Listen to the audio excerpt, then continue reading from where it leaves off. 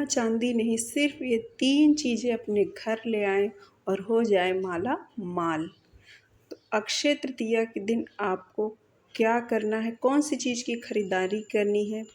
सोना चांदी नहीं खरीद सकते हैं तो क्या चीज़ खरीदें, कौन से उपाय करें, क्या ना करें, ये सारी चीज़ें इस वीडियो में जानने को मिलेंगी। क्योंकि अक्षय तृतीया की जो तिथि बहुत ही सौभाग्यशाली तिथि होती है, तो इस दिन को आप ऐसे ही ना जाने दें।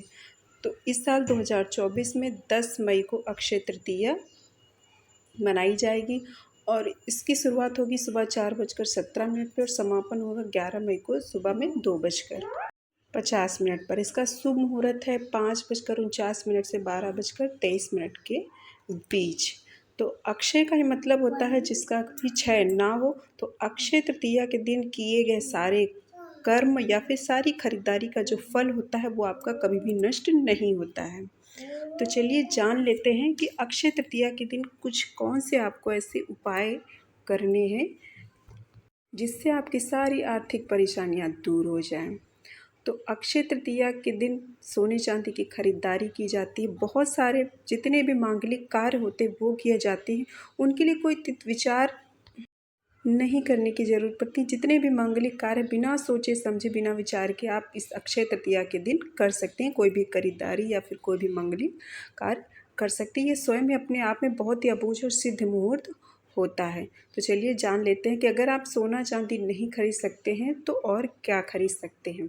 तो अक्षय तृतीया के दिन सोने चांदी की चीज़ें खरीदने का विधान होता है। आप भी बढ़कर चाहते हैं तो इस दिन सोने चांदी की लक्ष्मी जी की चरण पादुका लाकर घर में रखें और इनकी नियमित पूजा करें। अगर सोने चांदी की नहीं ला सकते हैं तो आप जो नॉर्मली चरण पादुका आती है वो आप उस दिन जरूर लाएं। क्योंकि अक्षय तृतीया के दिन भगवान नारायण और माँ लक्ष्मी की पूजा की जाती है। तो अक्षय तृतीया के दिन 11 कौड़ियों को लाल कपड़े में बांधकर पूजा स्थान में रखने से देवी लक्ष्मी आकर्षित होती है और देवी लक्ष्मी के समान ही कौड़ियाँ भी समुद्र से उत्पन्न हुई थी। इसलिए माँ लक्ष्मी को कौड़ियाँ बहुत ही प्रिय है।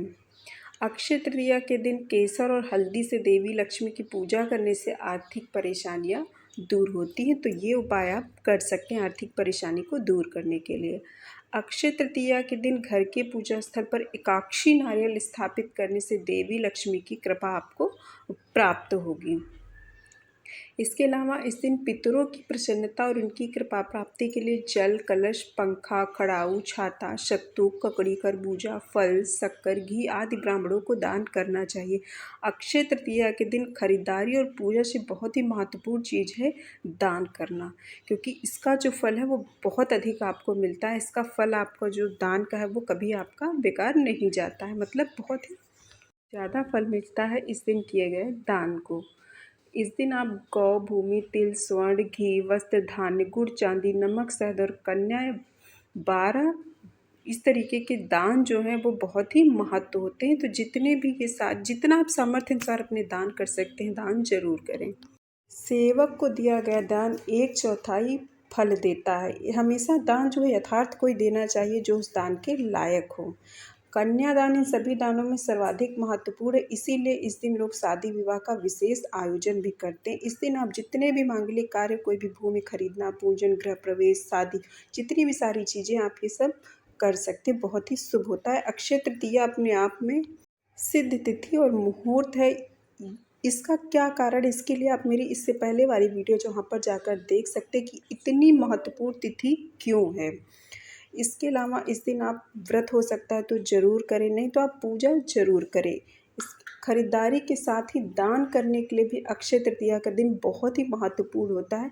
क्योंकि इस दिन को अक्षय कर्मों को संचित करने के लिए भी श्रेष्ठ माना जाता है। इसलिए इस दिन अपने कर्म, सेवा और दान आदि से मनुष्य धर्म का पालन जरूर कर ले। इसीलिए मैंने बताया अपनी पूजा खरीदारी के अलावा इस दिन अपनी सामर्थ्य अनुसार दान जरूर करें।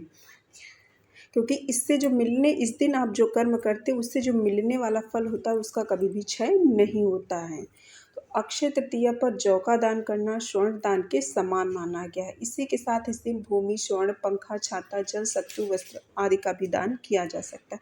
क्योंकि जो गर्मी का मौसम है इस समय, तो जितनी भी गर्मी से जुड़ी हुई चीज़ें हैं ना उन चीज़ों का दान ही बहुत ही महत्व है, ज़्यादातर लाभकारी होता है। तो आप इन चीज़ों का दान जरूर करें।